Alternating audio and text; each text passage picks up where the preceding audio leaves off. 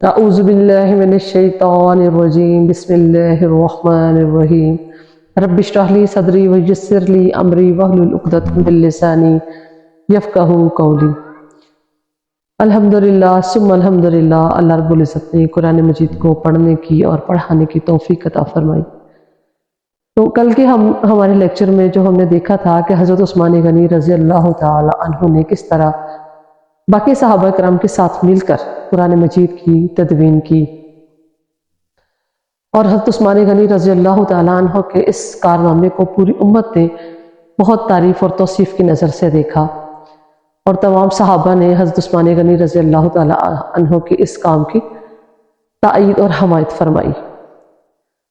حضرت عثمان غنی کے اس کارنامے پر امت کا اجماع ہو گیا کہ قرآن مجید کو رسم عثمانی کے خلاف کسی اور طریقے سے لکھنا جائز نہیں۔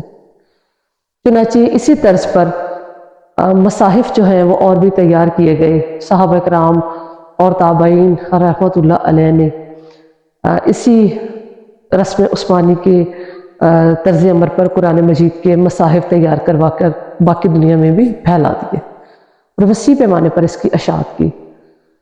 لیکن ابھی تک قرآن حکیم جو ہے وہ نقطوں اور زیر زبر پیش سے خالی تھا، اس لیے اہل عجم کو جو ہے وہ اس کو پڑھنے میں دشواری تھی۔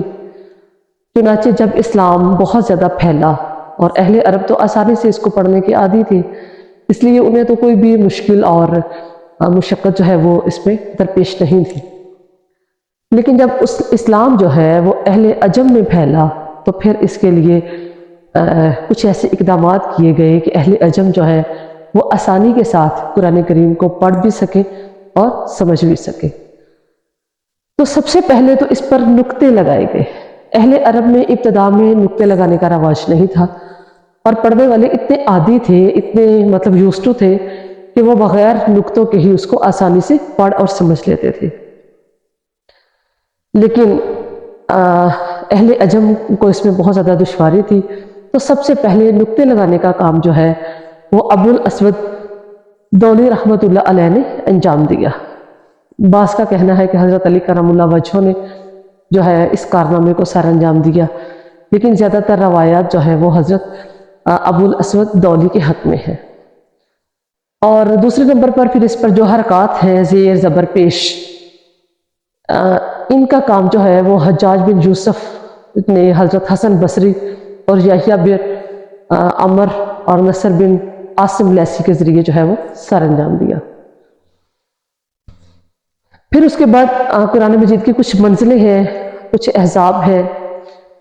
صحابہ کرام اور تابعین کا معمول تھا کہ وہ قرآن کریم کو ایک ہفتے میں پڑھ لیتے تھے، تو اس مقصد کے لیے انہوں نے روزانہ تلاوت کی ایک مقدار مقرر کی جسے حزب یا منزل کہتے ہیں۔ اس طرح پورے قرآن مجید کو کل 7 احزاب میں تقسیم کیا گیا، جن کے قرآن پاک کی 7 منزلیں ہیں، تاکہ آپ آسانی کے ساتھ 7 دنوں میں اسے پڑھ سکیں۔ پھر اس کے اجزاء یا پارے ہیں۔ تو حضرت عثمان غنی رحمۃ اللہ رضی اللہ تعالی عنہ کے دور میں ہی قرآن مجید کے جو ہے وہ 30 پارے اس طرح سے اس مقصد کے لیے کیے گئے کہ اس کی تعلیم جو ہے اور تدریس آسانی سے کی جا سکے۔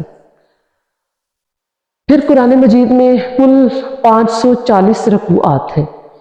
آپ نے دیکھا ہوگا کہ قرآن پاک کے چند ایک آیات کے بعد رکوع کا جو ہے وہ نشان بنا ہوتا ہے، وہ اس مقصد کے لیے ہے کہ اتنی آیات آپ ایک رکعت میں پڑھیں اور اس کے بعد رکوع میں چلے جائیں، نماز کی سہولت کے لیے جو ہے وہ آیات مقرر کی۔ تو پورے قرآن مجید میں کل 540 جو ہیں وہ رکوعات ہیں۔